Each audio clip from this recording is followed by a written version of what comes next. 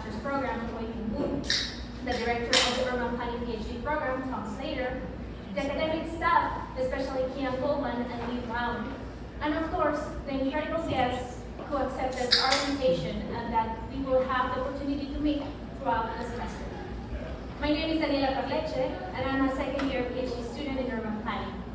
Along with my cohort, Marcela Ferro and Hazen Kenneth, we have organized a series of lectures with the aim of promoting critical thinking and discussions in the department amid increasing threats to academic freedom. We want to highlight how, today, Hayes is not present with us because he has been suspended from the program for 2 years. He's accused of having peacefully participated in a protest denouncing the ongoing genocide in Gaza, Palestine. We believe that this measure is unjust, especially considering the long tradition of Colombia's students as advocates for human rights and against wars.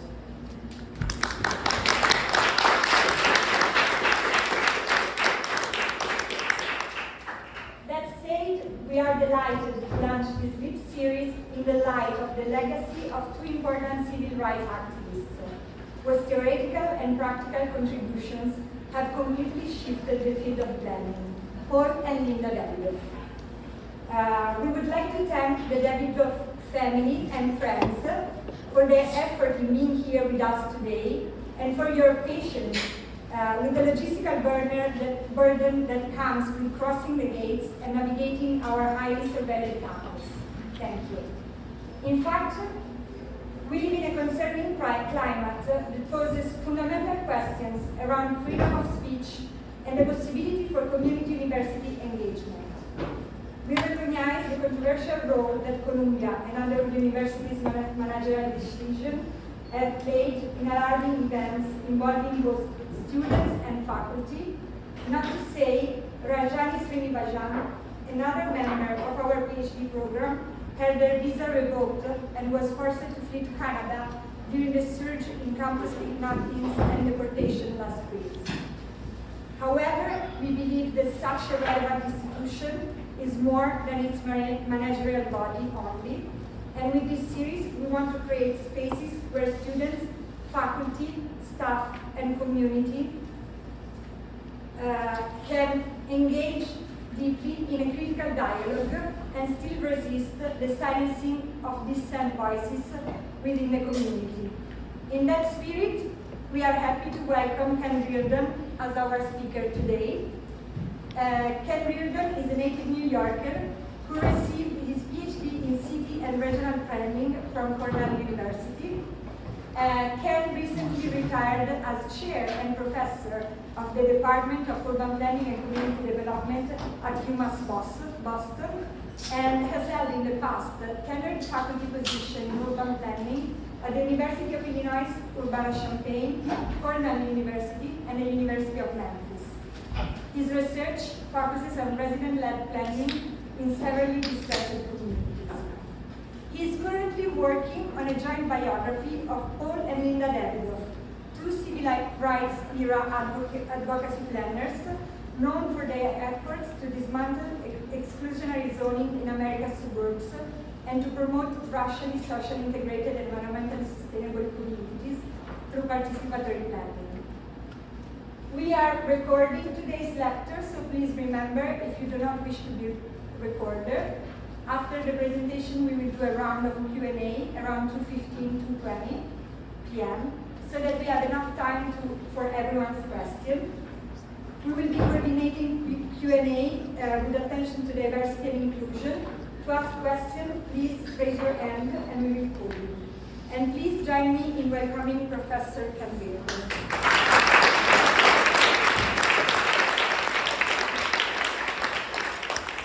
Well, good afternoon, everyone. I guess we're in the warmest room at Columbia University. So we'll try to make this as breezy as possible. First, I want to thank Rosella and Daniela and their committee, including Hayes, who you already heard cannot be here because he's been banned for 2 years. But I know in spirit they are here with us. And this seminar here in the Upper West Side has its origins in Milan, Italy, when Rosella and her colleagues were supposed to come home after their first year in the program and join an international conference on community university partnerships for social justice, but we're unable to because of political conditions here in the United States. And it was then we cooked up this crazy idea to recreate that panel spirit here at Columbia, and we're just delighted that it's the first session in the seminar. As Rosella mentioned, we're really delighted to have members of Paul and Linda Davidoff's family here. Daniel Kirk-Davidoff is sitting there, that good-looking guy in the second row, a graduate of this program. And to his left, a colleague of his who is a senior professor and amazing urban scholar at Hunter College, Laura Wolf Powers, is here. And sitting in front of them is Paul Davidoff's nephew, Douglas Davidoff, who's had a long career as a publicist for progressive political candidates. I think that's what I can say without getting arrested, and his significant other. And in the second row here, this good-looking guy with long white hair is Harry Schwartz. And for any of you who are going to imagine practicing here in New York, you need to understand the role that Harry and his partner, Peter Abelies, a firm called Abelies and Schwartz, played in providing the highest quality planning, design, architectural, engineering support to grassroots organizations and community groups that were resisting top-down plans from the mid-50s and 60s up until 20 minutes ago in opposition to some of the atrocities of centralized planning. And so we're so delighted, and we got to spend some time with Harry yesterday. And also, he is the son of Columbia University as well. So we have good representation, as is his wife. She just finished her 30th book this past month. It's coming out soon.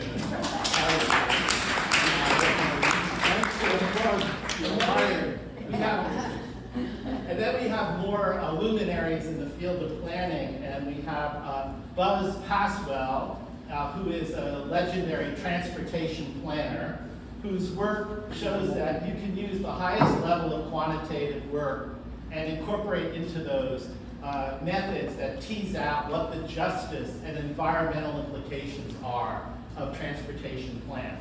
And I didn't meet Buzz until Zoom a couple of months ago, but when I was a young PhD student back in the 1980s doing my dissertation on the first black mayor of Chicago, Harold Washington, Buzz's wife, Roz Paswell, was a senior member of the Washington administration.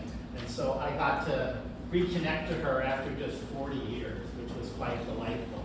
And then sitting next to them is somebody I don't know very well, but whose work I've seen, a fellow in the American Institute of Certified Planner, Ethel Sheffer.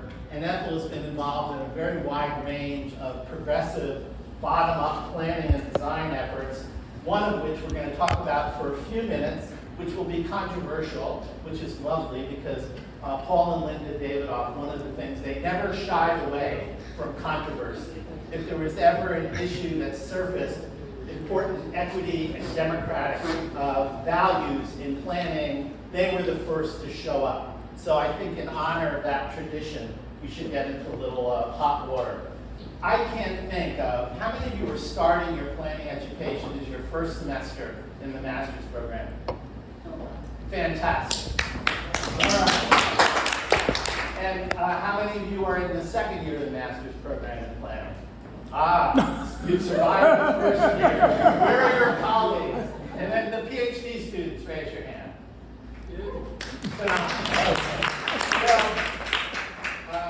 Most people go into planning because they want to make a difference. They want to become part of a movement that, as Dr. Martin Luther King, who is a very important influence on both Paul and Linda Davidoff, said, they want to be part of a movement that moves the arc of the moral order towards justice and peace and democracy.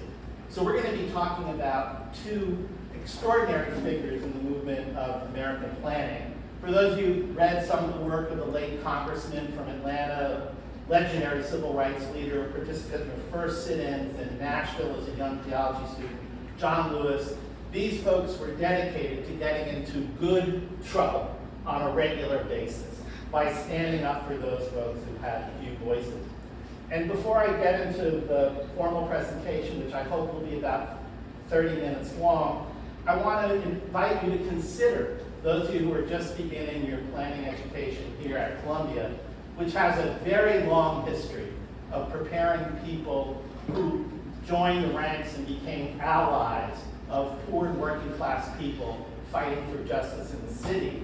You've got this amazing network from different generations of Columbia-trained planners and engineers in this room, and they know lots of other people. I think one of the exciting things might be to consider adopting a project to interview some of these individuals on the way in which they use their Columbia education to basically move forward more equitable, just, and democratic planning products.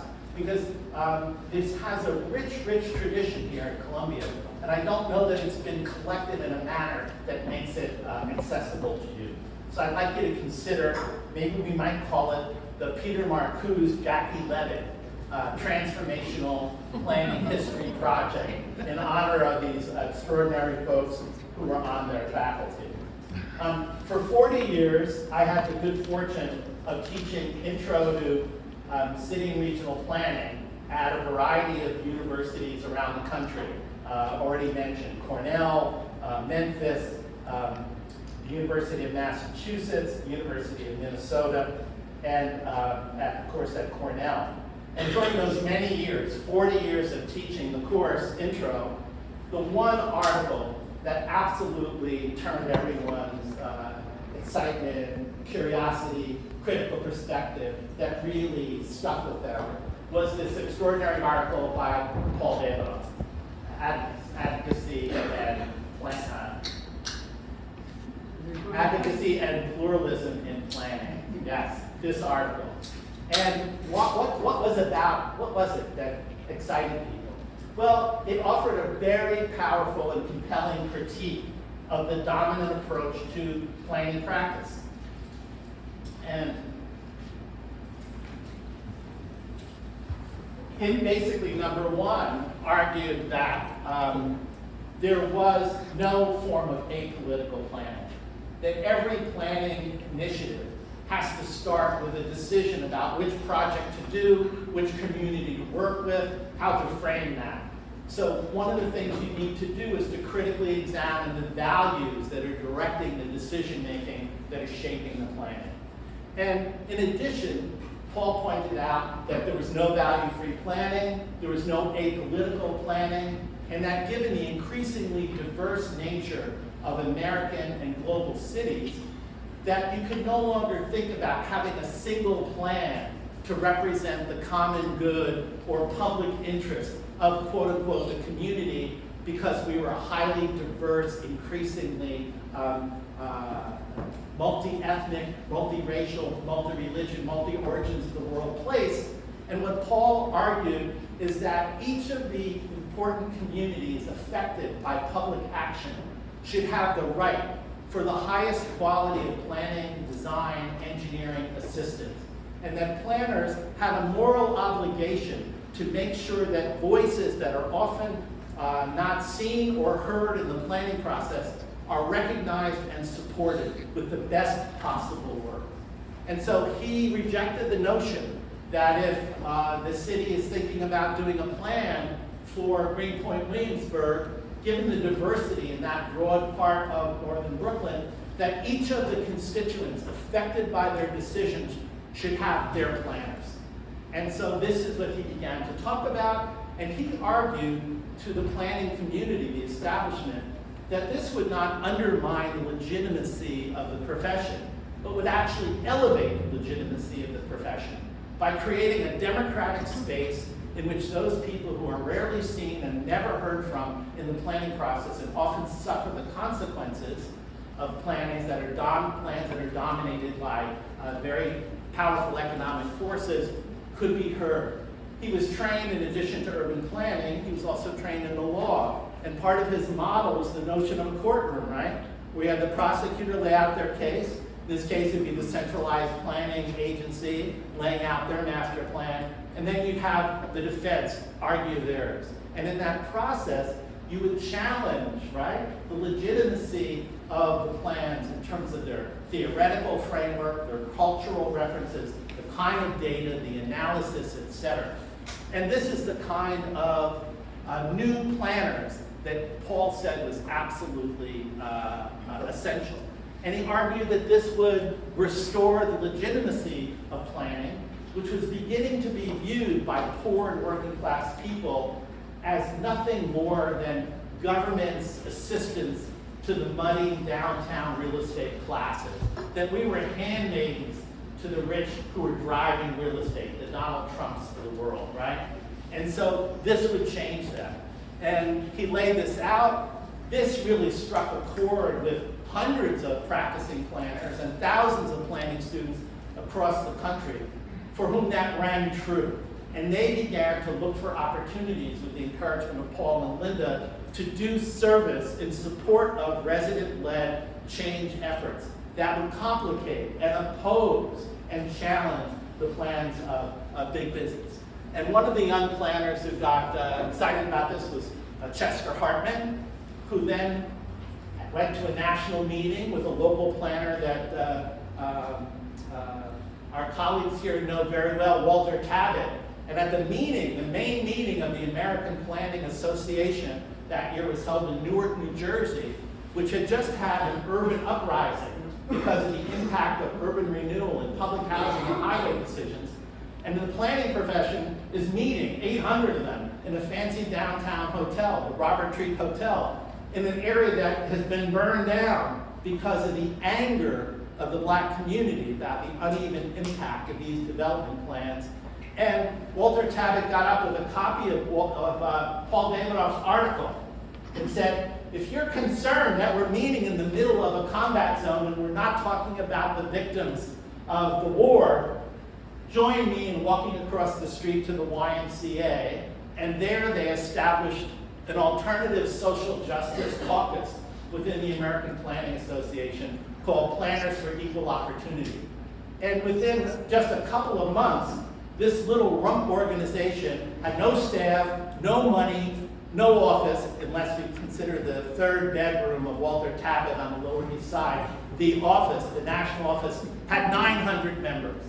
And these folks not only talked about the critique, and they brought the highest level of data analysis and argument and visionary policy making to challenging Robert Moses' work here and Loeb's work in New Hampshire, New Haven and other places. They did all of that, but they also went to the graduate schools of planning, which were growing in number at that time, and said, why is everyone sitting in this room white? Why are there no representatives from the neighborhoods where we're doing all of our work? West Harlem, Central Brooklyn, Bushwick. Why are there no community representatives from these places who could bring their historical and cultural knowledge to bear on the planning process? So they challenged the planning schools, and they tried to make it a question of accreditation, whether they could get reaccredited unless they became diversified. And who was on the co-chair of the policy committee of this PEO, but of course, Paul Davidoff, and other people in this room, I'm sure, were members.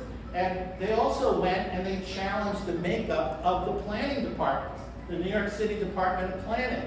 Again, all white, all basically upper middle class, etc. And also tried to, and actually did, change the American Institute of Certified Planners Code of Professional Ethics, and basically required planners for a period, whenever given an opportunity to make policy recommendations, to always have a preference for the poor, excluded, the marginalized, immigrant communities, the aged, folks who were normally not considered. So these are two remarkable people. They encourage folks who were being affected by central plans to come together, form grassroots organizations, and develop their own plans.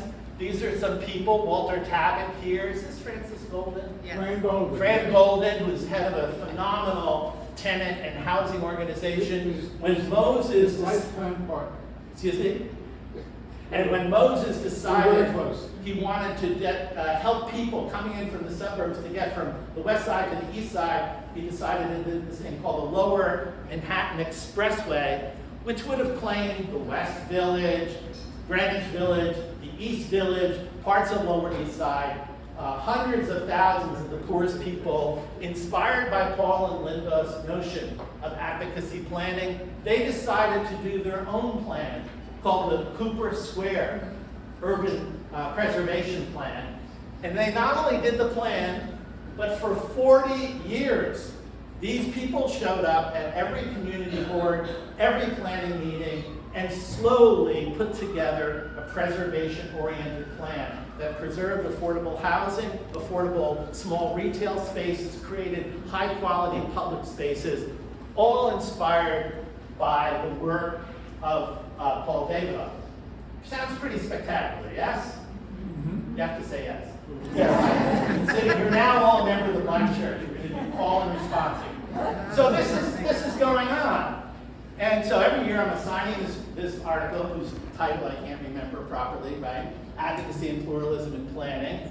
And it's the article that really gets the class going, gets them to ask about critical issues in the field, has them demanding to me and other faculty to give them field opportunities to do this kind of work. It's stunning.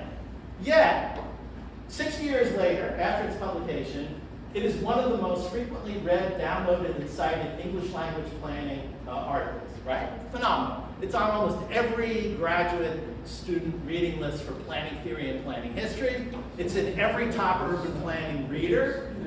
There are 3 national awards given in Paul Davidoff's name. Best scholarship, best book every other year. Most hellacious, most courageous leadership on a part of social justice award given every year. And then Queens College has people who do outstanding applied research in a collaborative fashion. Well, despite that, in 2015, I just decided to do a crazy thing. I assigned the students the article and I said, I wonder what's on the web about my hero, Paul Davidoff. And so I go on the web, and there is nothing on the web. And why do I put these images up? The only thing that we clicked in Paul Davidoff at that time were people who got awards named after Paul Davidoff. And so this is Tom Angotti, a graduate of this department, once head of the planning department at Hunter, wrote this terrific book, New York Not for Sale. You should definitely read it if you haven't. So you'd see Tom's picture, you'd see Bill Goldsmith's picture from Cornell, but nothing about Paul.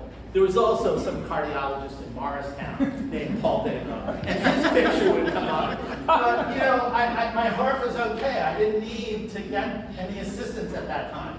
So what are you going to do?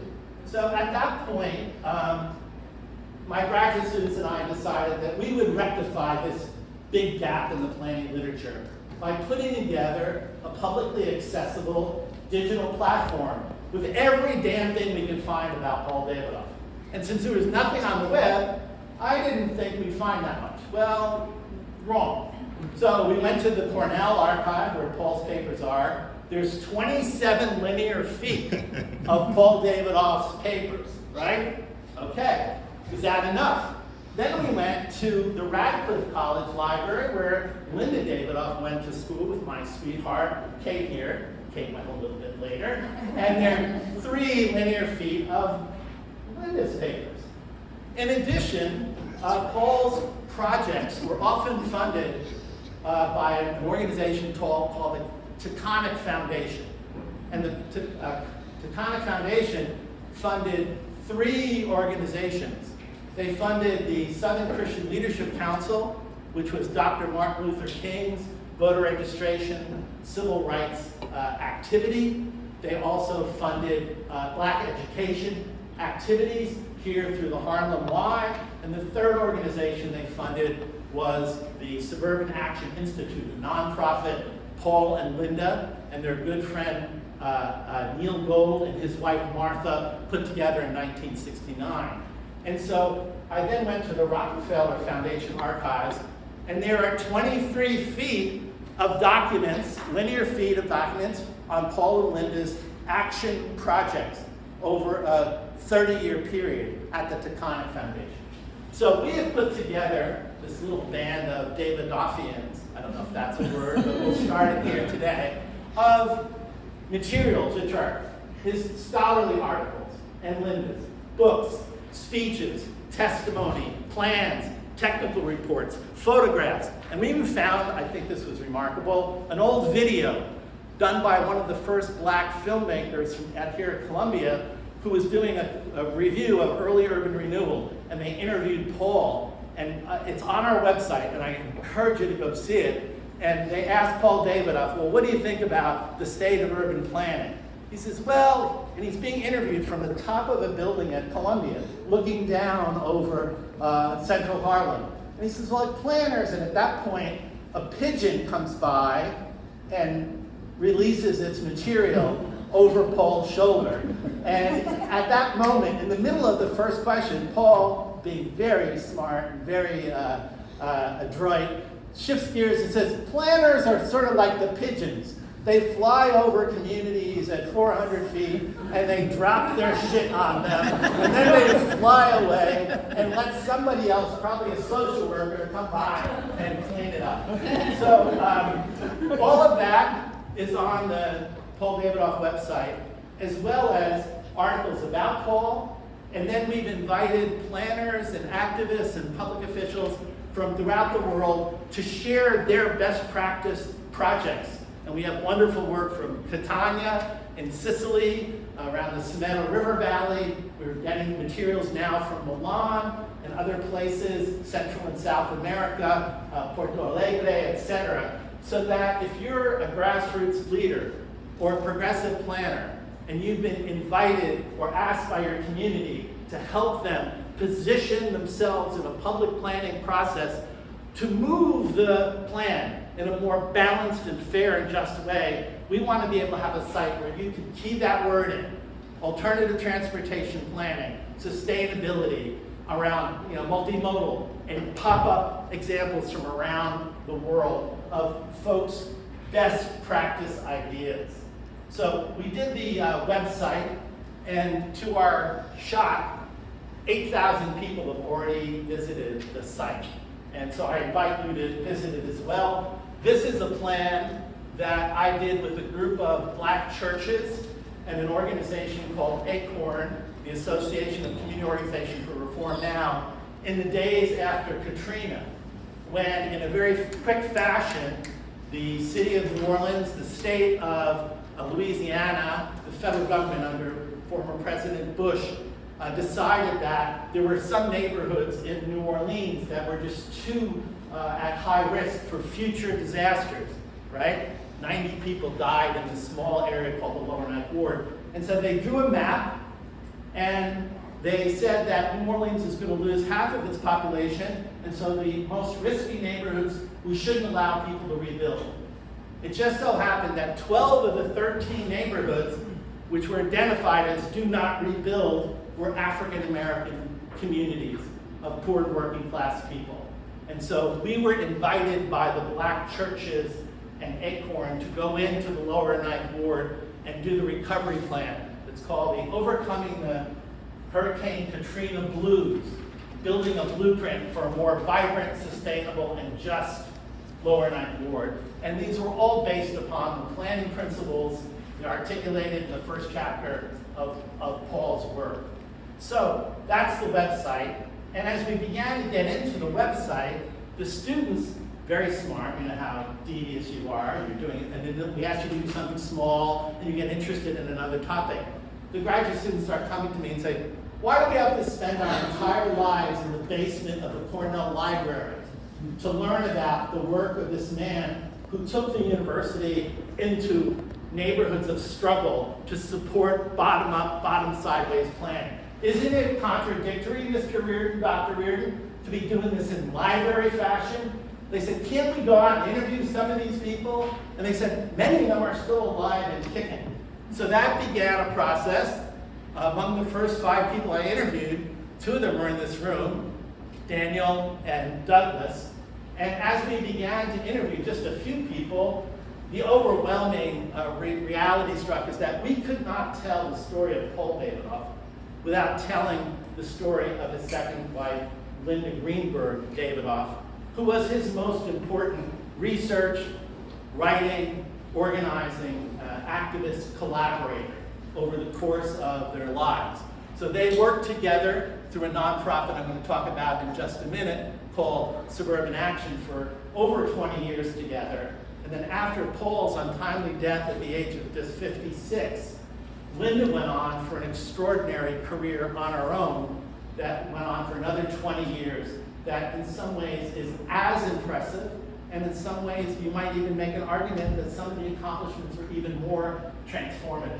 So, Paul is at UPenn in the master's program and also finishing his law degree. He's finishing up, and at that time, very entrepreneurial dean from Hunter College saw a recommendation from the Regional Planning Commission that what New York needed was a public university that had a graduate program that could provide high-quality planning to the folks who were beginning to man the anti-poverty programs of the federal government. And Hunter decided that they would hire the most talented person they could find. They went all over the country. The name that kept popping up was Paul Davidoff. They recruited Paul to come up to New York, to Hunter College, my alma mater, a little plug for that, and head up a brand new graduate program at urban planning, but one that was much broader than the typical existing graduate program in urban planning. At that time, urban planning was mostly physical planning. The Hunter program from the very beginning was environmental, economic, social, and physical as well. Secondly, it also had this commitment to not only working on the comprehensive planning projects of the city and the neighborhoods, but also providing technical assistance to the grassroots oppositional groups. So they specialized in focusing on the planning needs of overlooked neighborhoods through long-term partnerships where they would do high-quality plans and then work for years often on the implementation of those plans. So Paul became the chair of this department, and he recruited an amazing group of people, several of whom I've had the honor of interviewing the last couple of weeks. And like many courageous progressives, he got into trouble. And what was this trouble that he got into? Well, there was this little occupation going on in a college on the other side of Manhattan, where we're standing right now, Columbia University, where the students heard about the university's plans to encroach upon Morningside Park, one of the few quality open spaces, and they got really mad. And they also heard that the university was quietly, through a make-believe nonprofit, buying land on the other side of Broadway to build new science facilities, and they were mad about that. And they also were mad about the fact that Columbia was doing a lot of contract work for the Department of Defense. I guess it's now what we call it today. Department of Death. And they decided that they would help the Columbia leadership see a good path forward. So they took over the campus, they took over Avery Hall, etc. We had a governor, his name was Nelson Rockefeller, who was thought to be less reactionary than other Republican governors. Like people sometimes refer to folks as Rockefeller liberals, but he was so angry and embarrassed that his hometown was being drug into the dirt by a group of unwashed Columbia students who didn't just protest around the outside of the building and throw rocks at the administration. I'm not saying you should do that. They decided, just like the auto workers in the 1930s and the Ford plant, take over the goddamn campus. And the university administration was locked down. So Hunter, just across the street, the students, being a right-minded and solidarity with the Columbia students, decide, hey, we can occupy our campus as well. Of course, they didn't have a beautiful green quad in the middle and a big fence around and all that. So they had to be satisfied with parking their asses on Park Avenue in front of the Hunter administration building. And they went around to the faculty and said, hey, Professor Davidoff, would you speak in support of our occupation? And he did what's called a reverse moonwalk, Michael Jackson. No, I'm busy. I'm going to be teaching a seminar. Hey, Daniel, would you be interested? Well, none of the faculty would speak except for who? Paul Davidoff. And so Paul Davidoff gives the stem winder of the speech, as he's in the middle of this, supporting the student's occupation, right, who is standing right in front of him? But this little Jewish lady, Ruth Weintraub, the dean who hired him, and she can't get into her office, and she is losing her mind. So that was bad. And then the next faculty meeting, there's a proposal from the Black and Latino faculty and students to set up an African American and Latino studies program. No faculty would sign on to present it at the faculty council. Who signed on to do it? Paul Davidoff. Those two things were sort of pretty serious violations of sticking with the administration's program. So at the end of the semester, Paul went hopefully on a nice Christmas holiday with his family and Linda. And when he came back, the sign over the department was replaced. It no longer said the Department of Urban Planning. It talked about the Graduate Program of Urban Affairs with a new department head, and Paul was demoted to a smaller role, which denied him the ability to do the budget, hire people, and engage students in projects. So Paul's response was, among the many things that he responded, was to decide to take a leave. And what did he do during that leave? He decided to run for the U.S. House of Representatives, 26th District, on an anti-war, women's rights, minimum family income floor of 10,000, immediate implementation of the Civil Rights Act, immediate full funding of 100,000 units a year of public housing in an all-Republican district, basically, Larchmont, et cetera. It's still pretty challenging terrain. And he managed, with a campaign led by a 23-year-old graduate of Smith College, to do door-to-door campaigning, tabling, showing up at commuter sites, going to all the legal, to get 23% of the vote, which was viewed as sort of stunning. I interviewed the young woman, she's now a very distinguished medical doctor out in the vineyard, Terry Kreidman. I said, well, what was the interview like with Paul Davidoff? She said, well, I went in and she said, I had spent a semester as an intern working for a really smart congressman, Richard Ottinger, just up the street in Westchester County. And I really thought I knew how things should work. So I told Paul that his campaign was organizationally, morally bankrupt, that they didn't know what the hell they were doing, that they needed to change everything. And then she said, I looked up and he says, okay, you have the job. So that's the way the campaign went. So at the end of this campaign, Paul was evaluating where could he continue to do his civil rights work. And at that point, he gave up a tenured position at Hunter to set up a new nonprofit called the Suburban Action Institute. I'm going to do the rest in 3 minutes. And so, what was the Suburban Action Institute really focused on?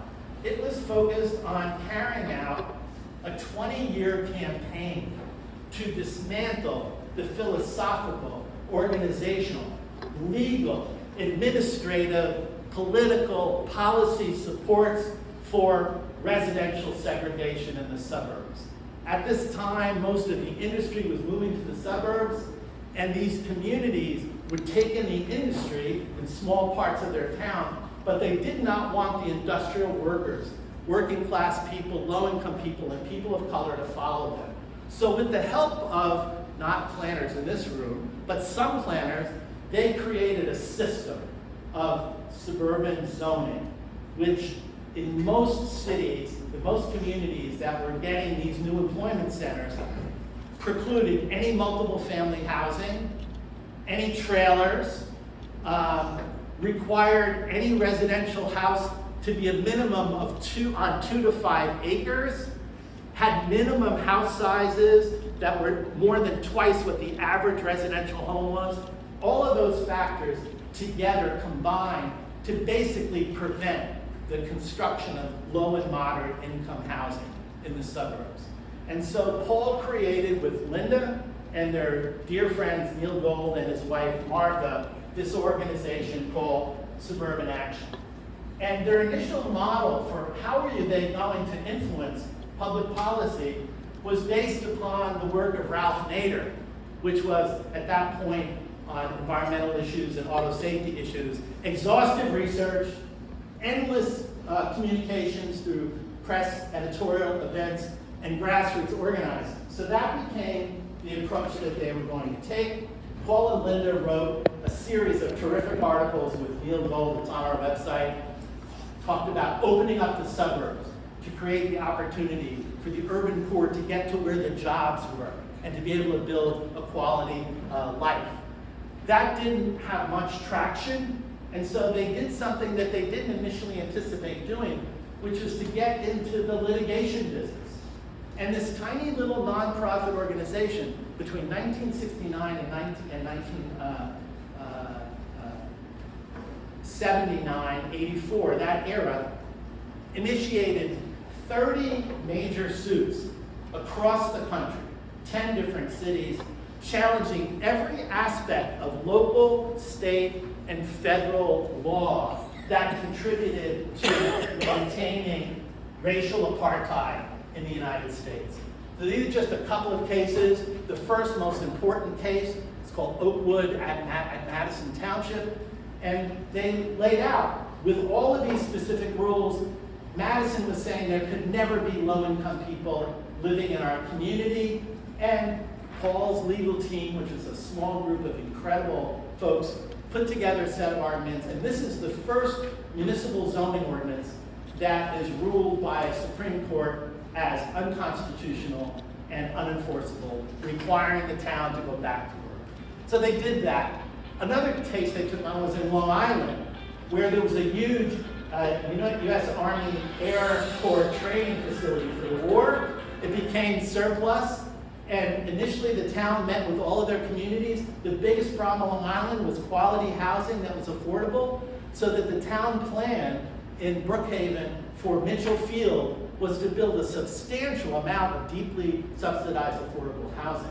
But community opposition from certain folks who wanted to see the town remain exclusive reared its head. A new county executive came in, threw that out, and they went to district, state, and federal court to declare invalid the city's municipal plan and require them to go back and look at their affordable housing commitment. I could go through the rest of these, but we don't have time. He also did an amazing suit in Florida in support of the farm worker housing group that was providing first-time affordable housing for itinerant farm workers, many of them undocumented, and they were denied the right to hook up to municipal services, and they effectively sued them and won the case. So, amazing work, right? And that's not all, right? That would be enough for 2 or 3 lifetimes of a small nonprofit. They also used the brand new United States Equal Opportunity Act, which set up a commission, and that basically argued that corporations as publicly sponsored entities had an obligation not to engage in practices that would limit or undermine civil rights. And what did Paul and Linda and their Neil and his wife do? They sued these little companies. American Telephone and Telegraph, GTE, Union Carbide, Radio Corporation of America, Cheeseboro Ponds, Stauffer Chemicals, Western Union, and my favorite, who sues the IRS? Somebody who is hellaciously, morally courageous. And their argument was they were moving out of New York, which was a diverse population where people from different backgrounds and incomes could get quality living wage jobs at these big corporations, and they were all moving to racially and income segregated and exclusive suburban locations. And they just would not stand for it, and they sued the hell out of it. Now, if I were Paul and Linda's advisor, I would never have been in that role. I'm just not that smart. But I certainly would have said, I'd stay away from suing the IRS, since you are a nonprofit organization whose status is given to you, your ability to continue function is the IRS. But that didn't stop. So these are remarkable folks. I'm going to talk about 2 other things and then try to wrap up. As this work is churning forward, Paul had a partner, his name was Neil Gold, a very good friend of some of the folks here today. And Neil was saying, our big problem is that when we go to talk about social integration, racial integration, people have absorbed so much racism and classism. The bias is so strong. Their immediate knee-jerk reaction is to only imagine the terrible corrosive effect of of having a socially integrated community. And they said the way to deal with this is to show them that a racially, economically integrated community that is built on the highest standards of sustainable energy and transportation and preserves high-quality public spaces and encourages compact development, an example, just one of those, would be so powerful that we would begin to chip away at the opposition in the suburbs to the notion. They could see it would be in their self-interest to live in a community like that. So they borrowed from the great work I'm sure you're learning about, Ebenezer Howard, his work in England that was brought to the United States, to Sunnyside Gardens, and then to New Jersey, the idea of a garden city. And so Neil went and spoke to socially minded businessmen who gave him venture capital, and this little nonprofit bought 600 to 800 acres in 5 communities around New York where there were exploding job generators, but no workforce housing. So they went to Mahwah, New Jersey, which is where the Ford plant was, 6,000 workers, bless you, and these workers had no access in Bergen County to quality housing. And so what did they do? They drove from Brooklyn and Queens, carpooling, across the George Washington Bridge, shoot me, right? Up to Bergen County, shitty roads, in the winter, sliding off the roads to get a UAW job at the Ford Mahwah company. So they buy a bunch of land, they hire the smartest planners they could find, Mr. Schwartz and his colleague, Peter Abelies, to do the site plan. And it's an extraordinary visionary plan in a whole host of ways. And they present this. Broad support from the UAW workforce, and there was also support quietly from businesses who couldn't get workforce in this rural area for the subcontractors because there was no decent housing. But the overwhelming range of existing residential folks opposed it.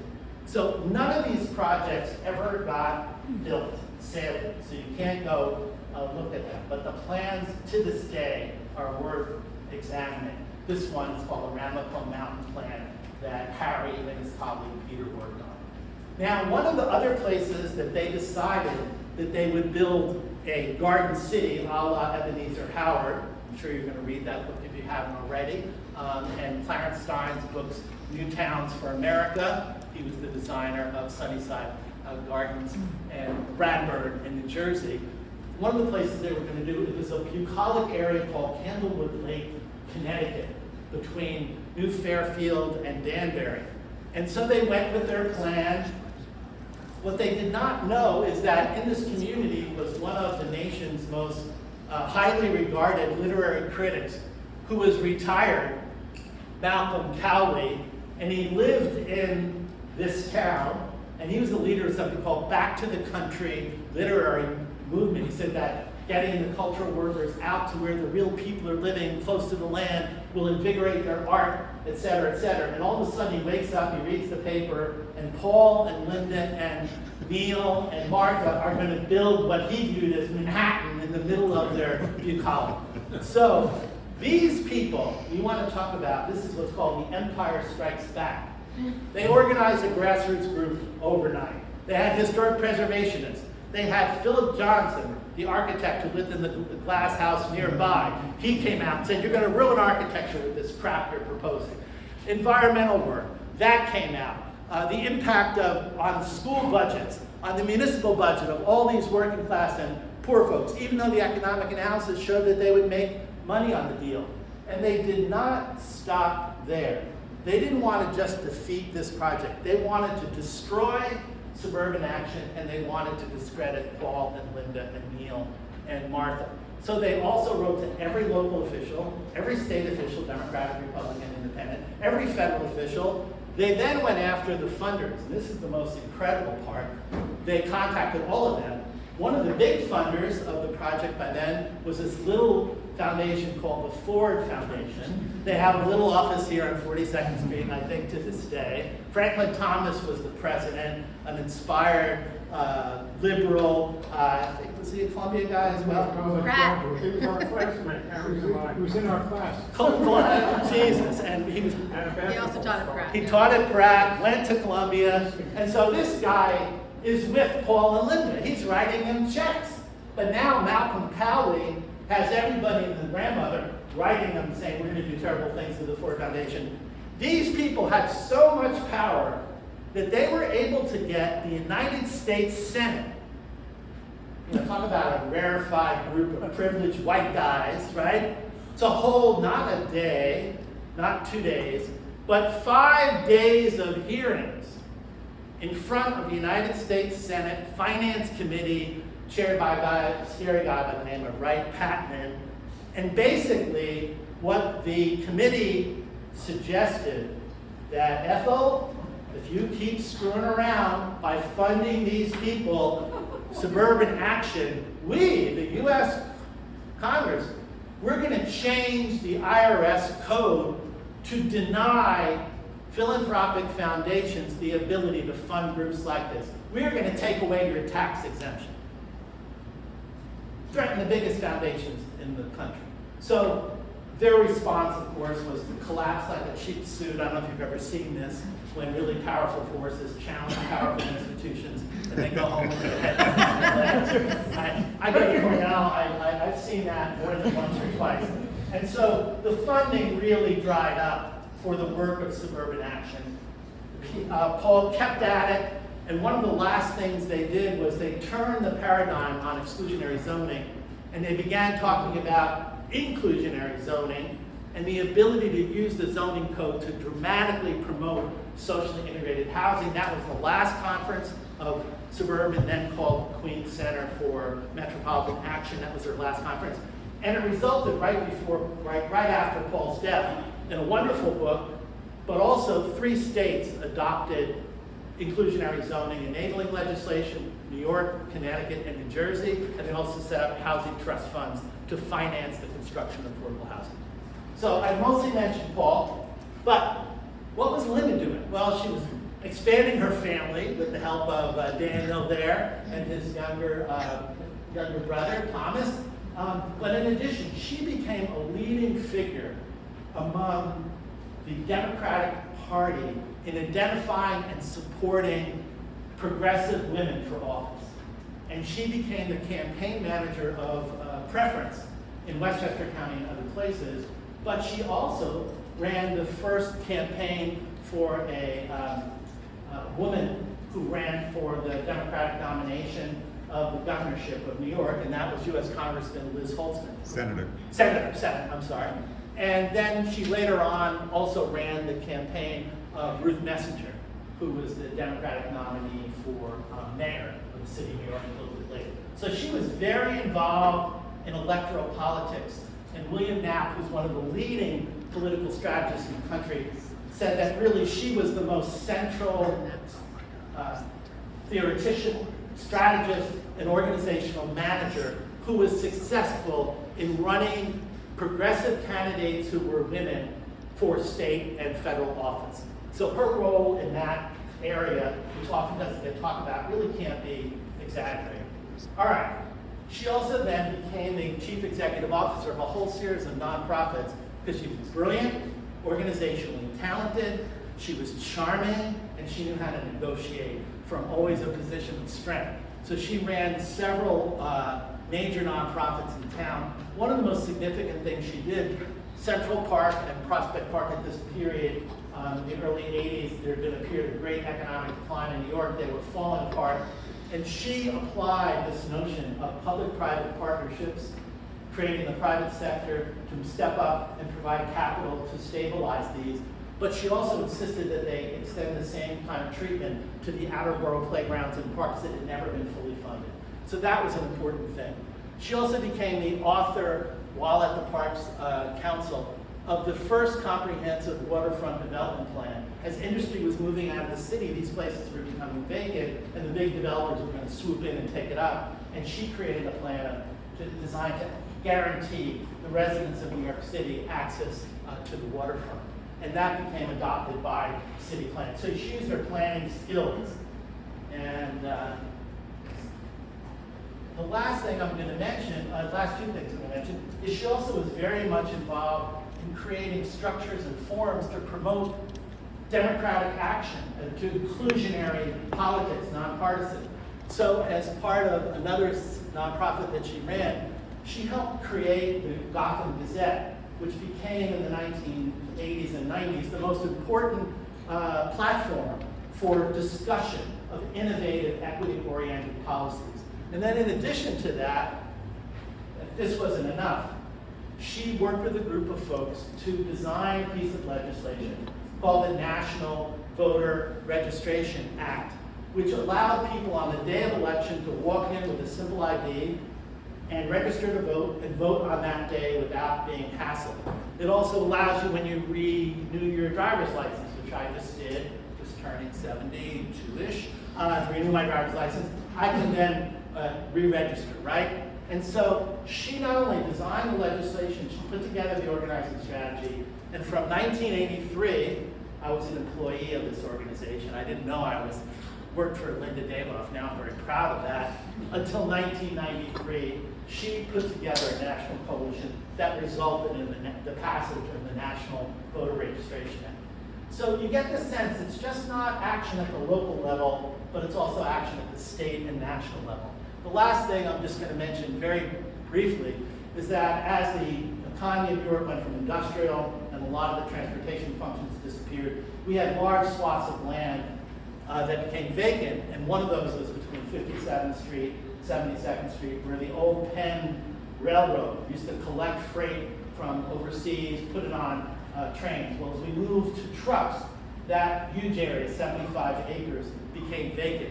And a young developer from Queens who had a little bit of an inferiority complex, his name is Donald Trump, bought the land, and he came in, and I know this is going to shock all of you here, with an extraordinary proposal, the greatest proposal you've ever seen, ever heard. And if this appears somewhat phallic, it is, right?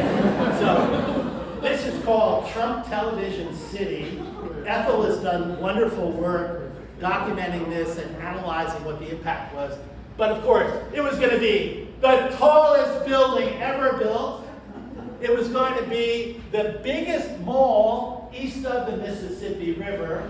It was going to be 9 towers, 70 stories high, almost all market rate, and a little bit of retail, and that was sort of the basic outlines.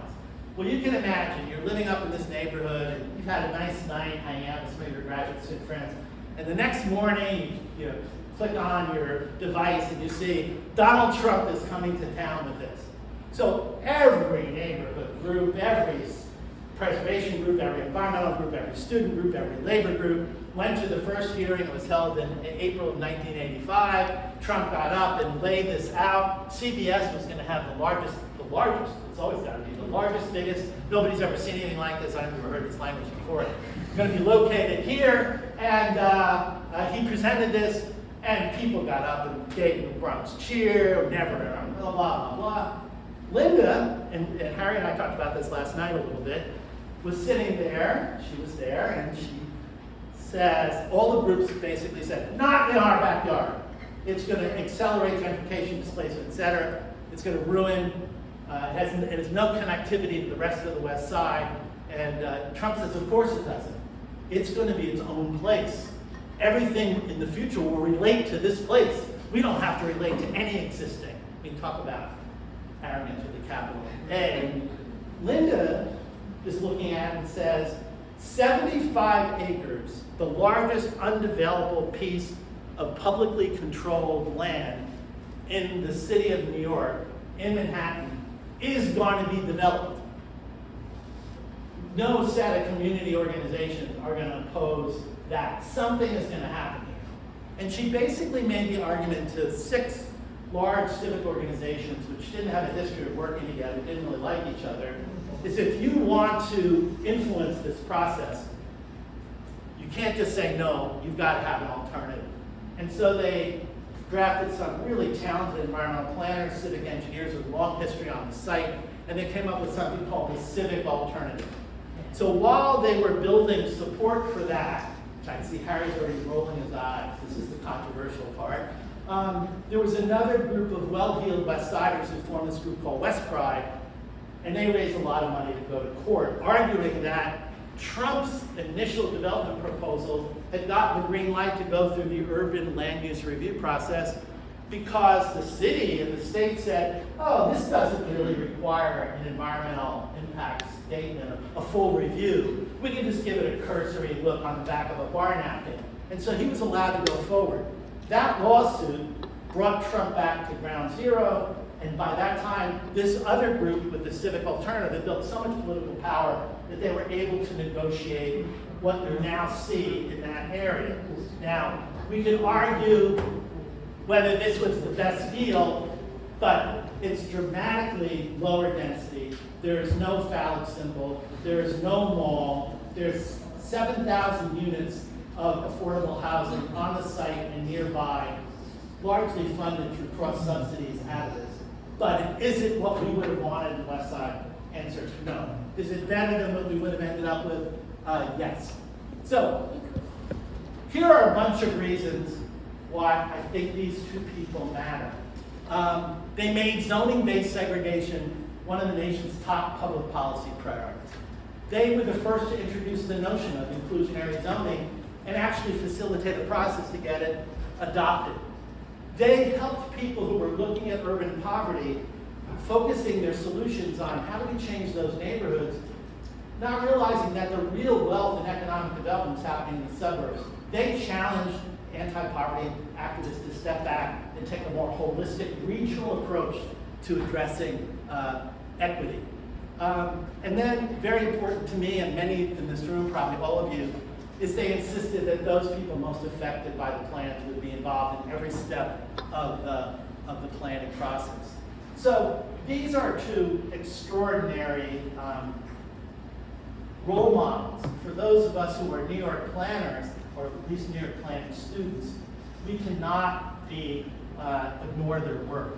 The last thing I want to say is that their impact on other people who worked for them was unbelievable. I've had the pure joy of interviewing 60 of the folks who worked with Paul and Linda. This young woman, Eileen Quigley, was Linda's assistant during the whole fight with Donald Trump. She's gone on to found the largest sustainable environmental policy institute in the West Coast in Oregon. And she said she wouldn't have done it in Washington without Linda. William Knapp was the first staff person hired on Liz Holston's Senate campaign. He's gone on to a life career, and he said it would be impossible to imagine a serious feminist voice in American politics if it weren't for the leadership of Linda Davidoff. A younger person, Cindy Beveridge, worked for Linda. She now is a Gen Z, I hope that's the right generation, podcaster and influencer. And then the last person I wanted to just mention is this guy, Paul Monis. Paul Monis works for Paul and Linda at Suburban Action for a year on striking down these exclusionary zoning bills. He then takes a job in San Francisco as a young legal services attorney. And week after week, he has parents coming in with children who've been subjected to sexual abuse by clergy, Boy Scout leaders, other adult leaders, and he's overwhelmed. He's so overwhelmed that how does he handle this, that he gets in his beat up Volkswagen van and drives across country and shows up at the Davidoff house. And in tears, he's explaining what he's seeing. And he says, I don't know what to do. And Paul and Linda say, of course you know what to do. Exactly what you're doing. Stand up for these folks, be a beacon of light, other people will come to your support. Paul Monis now has a law firm on the West Coast, over 100 lawyers. They're the major defense, major support, litigation, legal support for victims of sexual abuse. And he said in a minute, he's had to stop the interview at 2 points. He was just weeping, reflecting the influence that the courage, intelligence, hard work of Paul and Linda had on him, and that he said he could not imagine the career that he had if it were not for these folks. Current relevance, I don't need to explain it to you. We're in the darkest times, and it's times like this when we need the brightest lights raising issues of social justice. And you've got a tremendous example right here in town of two people who did that. And one of the books that Paul and Linda collaborated on restrictive zoning in Connecticut, the introduction was written by this woman, a friend of Paul's, Margaret Mead, the great anthropologist. And of course, this is her most important, maybe, quote that is often referenced. So, with that, I'd like to thank you for being so attentive and invite you to get into as much good trouble as you can this year at Columbia and every year into the future. I'm sure when you are Harry's age and Buzz's age and Ethel, Doug's, and mine, if you follow this path, you'll be able to look in the mirror and know that you did your part to move the arc of the moral order towards justice.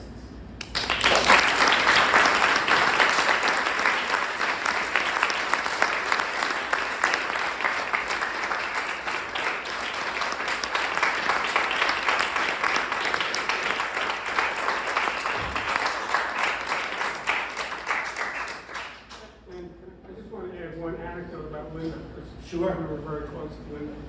Linda, as everyone will know her, and obviously the kids do, she was always the optimist. Every election, if they just turn this state or that vote, they're going to win. So Linda was the optimist against Trump. I mean, now we see him in different views. She thought she had Trump around her little finger, and we always said, Linda, he's playing him all. But she fought Trump. We were engaged with Trump because he wanted transportation. She wanted to close off part of the West Line Highway. And we felt that that's wrong, but money talks and the city closed it off. But the reward for her doing that, and if all these planners want to see a memorial to her, in Riverside Park, right at the edge of where the Trump suburban type crappy apartments go, that's a planning word, by the way. There's a little thing that the Parks Department devoted to Linda. It's called Linda's Lawn. And it's right there. You can walk on Riverside Park, see this, dedicated to Linda Davidoff, and it's probably the most fitting memorial she can have. There is a picture in your presentation. Yes, I don't know if I can get back to it, but there is. Yeah. And I'm happy to make the presentation available to anybody who wants it. Any other pithy observations, questions, criticism? This is like so unbelievably gratifying. It's just such a pleasure to hear this. Thank you so much for all the work you've put in memorializing my dear parents. Just in terms of mentees of Linda, I just want to say that Bill Knapp is canceled because he's constantly being quoted in the Times as in his role advising Cuomo against Mamdani. So he's been in there. He's really been too close to power for too long, and we all know what happens. But in his place, we could mention Phil Tegler, who's a terrific mentee of my dad's, who's been doing great work in Hartford for years and years. And for my mom, I'll mention Majora Carter, who has a book recently and worked just briefly with my mom, but remembers her fondly. So I'll just to maintain balance in the universe, I feel that we should. Yes, thank you for that. So